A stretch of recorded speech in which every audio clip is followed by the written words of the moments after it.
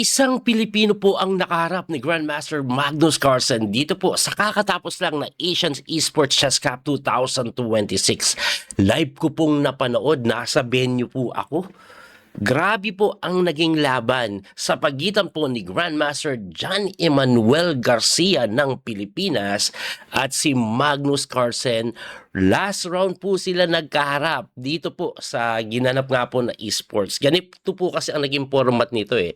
Marami pong GM kasali, sila Esepenko, sila Fabiano Caruana, sila Jose Martinez. Ngayon, meron pong apat na grupo eh. So dinivide po yung 20 player sa apat at naging kabracket nitong si John Emmanuel Garcia.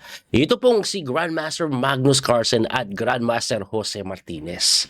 Ngayon nagkalaban po sila. Round 5, anong naging resulta?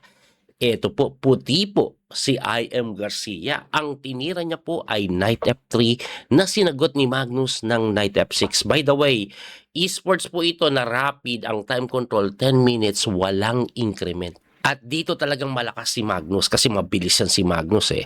Anyway, pagka Knight F3, nag-G3 si Garcia. B6 naman si Magnus.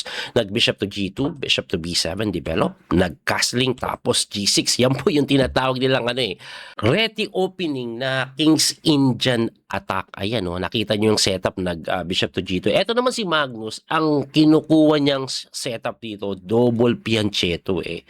Ngayon, ito pong si IM Garcia, tumira po siya ng C4. Tapos nag-Bishop to G7, nag-B3, aba ilalabas po ito. No? Ngayon magtataka kayo, coach, hindi ba alanganin? May discovery, talon yung kabayo, hataw ito. Hindi naman, kasi may D4 naman pwedeng harangan eh. Kaya ang ginawa po ni Magnus, nag-castling. Pagka-castling, nag-Bishop to B2. At lahat po ito ay linya pa rin nangyari before na sinagot ni Magnus ng E6 lang. Astig yung E6 lang, no?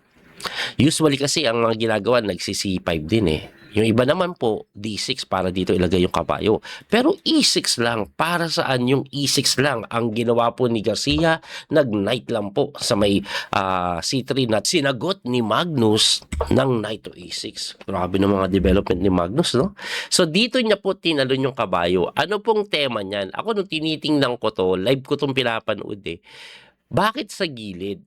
Pupunta ba siya dito? Kaso sisipain ka lang eh. Kaya tinignan ko itong mabuti, ano bang pwedeng gawin? Ngayon, yung E6 na tira, nakuha ko na yung idea. Baka gusto pong mag D5 niyan, C4, tapos dito siya para solid depensa sa may D5. Anyway, ang ginawa po ni IM Gem is nag-rook to C1 eh. Pagka rook to C1, siguro inantabayanan niya, baka gumanon. Pagkakainin natin, mabubuksan to, di ba? Si Magnus naman po, tumira lang ng Queen to E7. Napaka-relax na kung saan novelty na po ng laro. First time pong may tumira niyan. Dati kasi nag-D5 eh. Nalaro na pala yan before D5 ang tinara. Pero si Magnus, Queen to E7. At kahit pa paano, mabilis pa rin po sila pareho. 9 minutes sila pareho mahigit, no? Anyway, ang ginawa po ni IM Gem dito ay tumira lang ng E3. Kunat lang din siguro magdi-D4 suporta na sinagot ni Magnus. Finally, nag-D5 na. At pagka D5, tinirahan po yan ni Gem ng capture lang. Kinain niya lang. At pagka take, saka po siya nag-D4. Ayun, no? So, D4 para yung knight, tingin ko gusto niyang suportahan para dito. No? Magnus naman, nag-rook F to D8. Para saan? Bakit nandyan yan? Naka-close yan. Gusto niya sigurong buksan with the C4 or C5. Anyway, tumira po si Gem ng rook to E1 na sinagot lang nga po ng C5. At pagka C5, ito pong si IM Gem, tumalon na nga po yung knight going to E5. Ayan o. Kasi nga yung D4 kanina pang suporta, di ba? Anyway, Magnus naman sumugod yung kabayo. At so far, after move 14, sa posisyon pong ito, sabi ng engine, equal daw po ang laban. Equal lang. Ang ginawa po dito ni Gem, tumira po siya ng Queen to E2. Tamang kinending lang yung kanyang reyna para po siguro umiwas na dito po sa open file. Nung unang tingin ko dito, siguro gusto niya mag-rook to D1 para dito at ganyan. Pero nung tinignan ko to ng mabuti, baka siguro gusto niya din mag-knight to C6. Like, pagka knight to C6 kasi, mapipilitan kang capturein, tapos mapapalit dito. Lalakas yung reyna mo dito kahit papano eh. 'di ba? Hindi ko sigurado kung anong plano ni IMGM dito eh. Pero Magnus umiwas yung kabayo, nag knight to C7 eh. Anyway, wala naman siyang ginagawa na dun kasi pagka knight to C7, tinirahan po ni IMGM ng atras lang kabayo. Ayun. Inatras lang yung kabayo. Pero bago ko ituloy dito, kasi may mga tanong dito, Coach, bakit hindi kinakapture to libre? May simpleng panalo. Ayan. Okay, balik tayo. Pagkatira po ng knight to C7 ni Magnus, nag-knight to D3, umatras na. Pagkaatras, kinapture po yung pawn sa may D4 na medyo magtataka, Coach. Nagpa-1 pawn daw nata. Kasi pagka-capture mo sa D4, libre to. O, kaso hindi pwedeng tikman yan kasi may knight takes to D5. Iyan ang mangyayari na kung saan hataw yung reyna dyan eh. So mapipilitan kang mag-react dito, no? Ngayon pag nag-react ka ng knight takes, bishop takes to d4, 1 pawn up na malinis, nakapin pa to. Yun po mangyayari. Balik natin, coach, kainin kasi natin ito. Pag yan naman ang ginamit mo, queen takes to e4 na kung saan mapapalit, capture, o may hataw naman doon. Ganda ng plano ni IMGM dyan eh. Di ba? Kaya hindi po pwedeng tikman ito, no? Talagang may knight takes d5 na maganda. Balik tayo doon. Kaya ang ginawa ni Magnus, chess player din si Magnus. Nakita niya yan. Ang ginawa niya po is nag-knight to e6 na sinagot pa rin ni IMGM ng brilliant move na knight takes to d5. Bakit, Coach, libre yan na? Kasi nga, pagka takes mo, may capture sa e4. Na kung saan, abay, okay, nag-1 pawn up ka. Pero, syempre, Magnus yan, nakita niya yan, alam niya yan, at nakita niya na meron niyang knight takes to d4 din na bawi sa pawn. At pagka knight takes to d4, napilitan si Jam dyan, capturing yan. At pagka takes, kinapture po ni Magnus yung pawn or yung bishop sa may e4 na of course binawi. At pagka takes sa reyna, abay nagkapalit-palit po yung pyesa. Bishop takes doon sa may G2 or G7 na kung saan pag kinapture mo yan, kakainin ito. Tapos pagka takes mo dito, mauuna sa 7th rank. Nako, baka lumamang po dyan yung puti. Kaya ang ginawa po is nag-bishop takes to d3. Hindi kinapture ito. Ito, no? Talagang binigyan ng pagkakataon na umiwas. At syempre, umiwas yan. Ngayon, anong nangyayari? Opposite bishop po ito na yung chance ng mauwi sa tabla, napakalaki. Si Magnus tumira ng rook to d7. Syempre, i-prevent niya muna yung pagpunta sa second rank na sinagot ng rook lang po sa may e3. Ang intensyon ng rook to e3, dalawang bagay na nakikita ko eh. Pwede po siya dito para pumatihin, pwede din po dito para ipin. Yan nakikita ko. Pero tingin ko mostly para sa rook e1 yan eh, para mamatihin. Kaya napilitan si Magnus mag f6 eh. Para maka-king move kung sakali. Nasinagot ng rook lang sa may c6, no?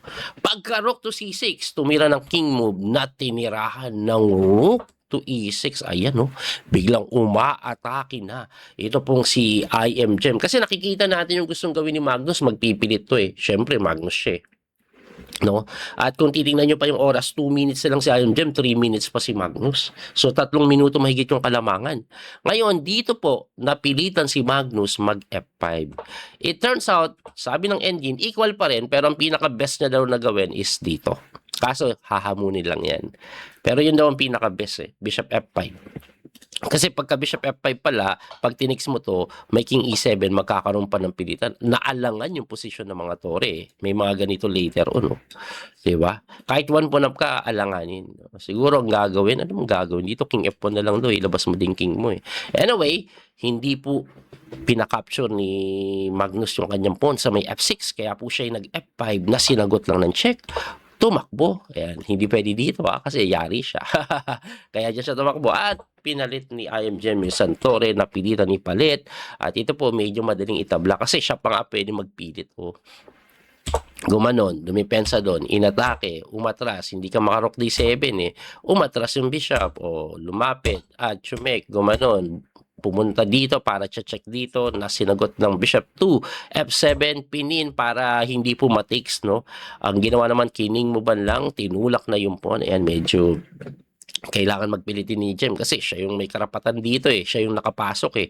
Ang ginawa po ni Magnus, nag-8-6 lang. Ganda ng 8-6.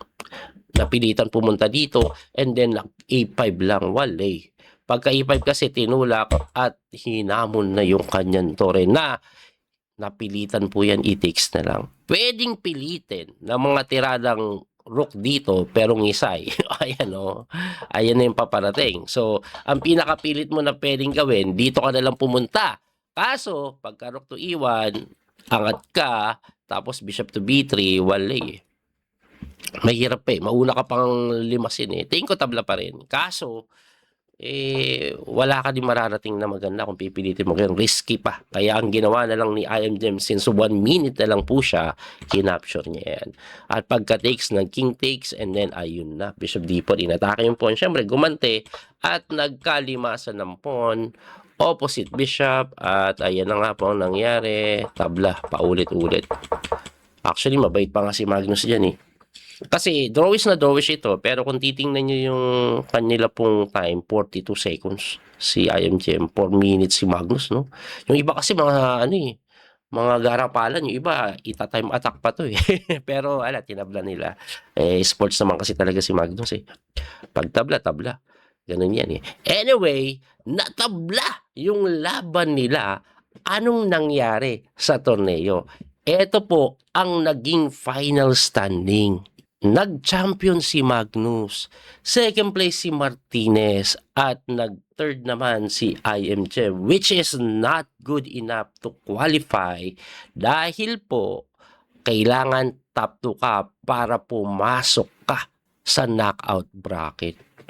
Yan na nga po ang nangyari, no? Anyway, tabla pa rin is good. Kaya nga po pinipilit daw ni Jem yan ng konti. Actually, may interview ako kay IMGem na papanoorin natin mamaya. Pero before that, ano munang nangyari sa kabuuan ng torneo?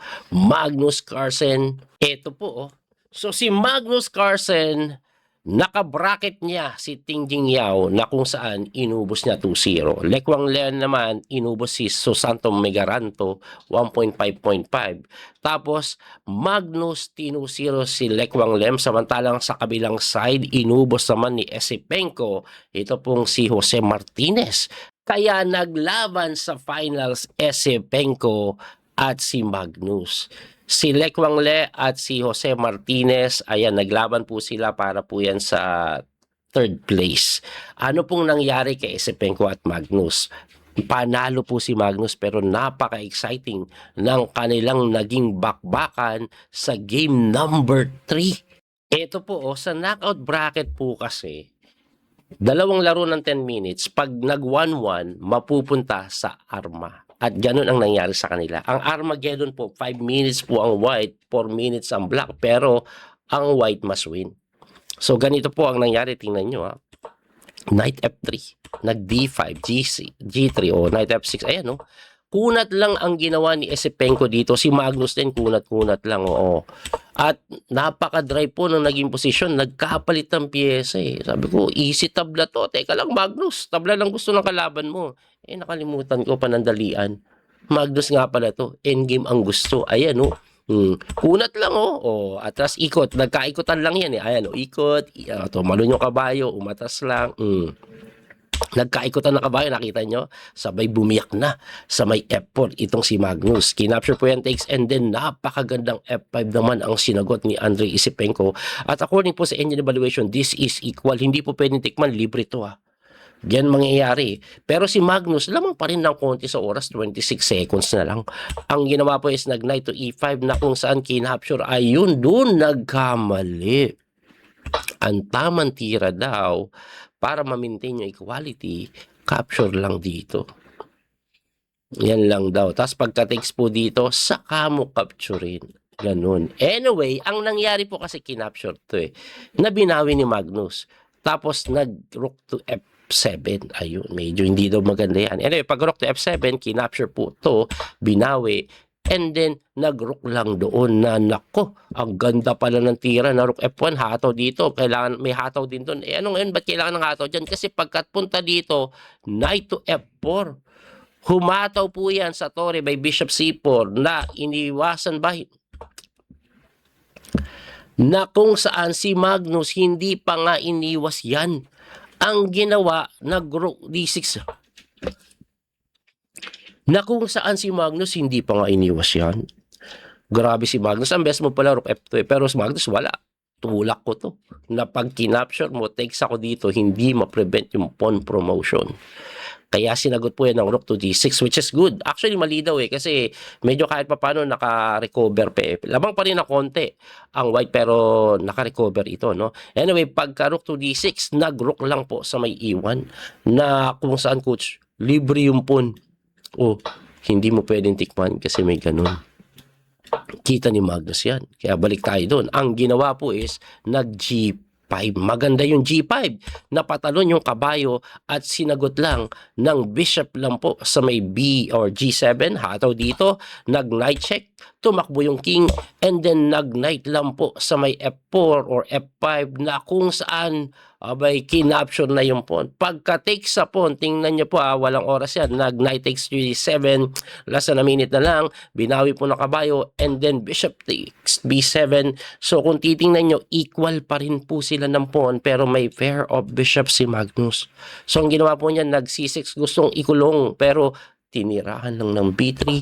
Pagkatakbo, inatrasan lang at ito pong endgame na to ay lamang. So ginawa po niya nag-rook to D6, no? Ang pinakasimple daw capturein pero matras lang. Ayun, bullet na to, 32 seconds, 37. Nag-knight to E6, kinapture yung pawn, tinulak, nalilimas na yung pawn no? Lapit, bilis tira na lang to bilis tira, ay, grabe yung pass pawn, no? Wala na, nanalasa na yung pass pawn, dalawa at wala ubos.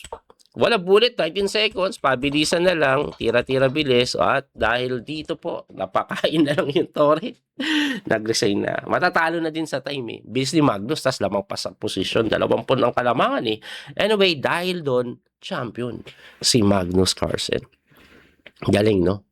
Congratulations, Magnus. Parang sinisiw niya lang yung torneo Si Magnus doon, kung mapapanood nyo, parang relax lang naantok-antok lang Parang gusto lang matulog Nakaganon lang siya nagkaroon kasi kami ng VIP access na kung saan nandun kami sa lugar mismo sa ilan lang po yung mga tao doon, may mga access lang. Nandun ako kasama si Jade na kung saan pwede kayong pa roam makita namin si Magnus, pwede ka magpapirma.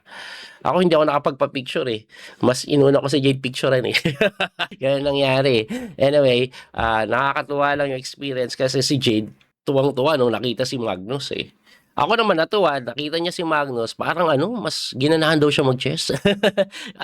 Kasi ang nangyari nga po, maghapon kami doon, pagod na, maga pa lang nandun na, nanonood ng torneo. Nung gabi, nag-ayapang pumunta ng chess club kasi may mini blitz tournament sa chess club, inaya pa ako. Tapos sa chess club, na-meet naman namin, alam niyo kung sino? Si Sadistic Tushi. Grabe. Sobrang busy ng araw namin kahapon. Anyway, eto po yung video ni I Am Jem sa kanyang interview. Ayan guys, fresh na fresh. I am Jem Manuel Garcia. Nakalaban si Grandmaster Magnus Carlsen at nakatabla. Ano masasabi mo, Brad? Lupit Actually, must-win situation kasi ako So, parang bittersweet. Okay sana yung tabla. Kung naipanalo ko yung kanina na di ako na-fork, panalo kay na Jospem, sana. no? Kay Jospem. Kaso, Martinez. ngayon, must win. Kaso nawala sa tabla. Kung nakita niyo yung laban, talagang tabla Opposite colored bishops. Kung iba yun, talagang pipilitin mo no? Kaso pinipilit ko talaga. Pinipilit ko talaga. Na-opposite bishop no? Kaso, hindi ko na siya pwedeng pilitin. May check sa ilalim, sabay fork niya. Nakita ko nga. Anyway, congratulations, Brad Thank you. Pero may last round na ba to? Last round na. Si Jospem tapos na? Hindi ko alam yung naging result. Pero malamang panalo na Pag natalo siya, may chance ka, di ba? Oo, kaso, magaling yung Super Gem. Anyway, congrats, Brad Ayan, thanks. Ayun, hindi man pinalad si I Am Jem makapasok sa top 2. Sobrang proud pa rin ako bilang isang Pilipino na kalaban mo si Magnus and nakatabla ka. Magnus na yan Grabe, no? Ako nga, makalaban ko lang si Magnus kahit matalo, masaya na Siya nakalaban, nakatabla pa. Saan ka pa? Congratulations again, I Am Jem. Very strong performance. Abangan nyo po yung ating mga parating na video. Susunod po dito yung World Team Rapid and Blitz Championship. Kasali sila Magnus at sila Wesley doon. Maglalay po tayo doon. At syempre, huwag niyo pong kalimutan suportahan yung ating chess app, Biyaherong Chess Coach. I-search nyo lang po sa Play Store. Nakalabas na po siya. Google, sa ano po, sa Apple Store, we're still waiting eh. Hopefully, lumabas na. Ayan, maraming pong salamat. Muli ito po yung Coach, Video Master D. Yung Kauso. Hanggang sa muling pagkikita, don't forget to like and share, follow and subscribe. God bless mga kabiyahe. Bye-bye po. Thank you. That little mouse, 'cause I'm an albatross.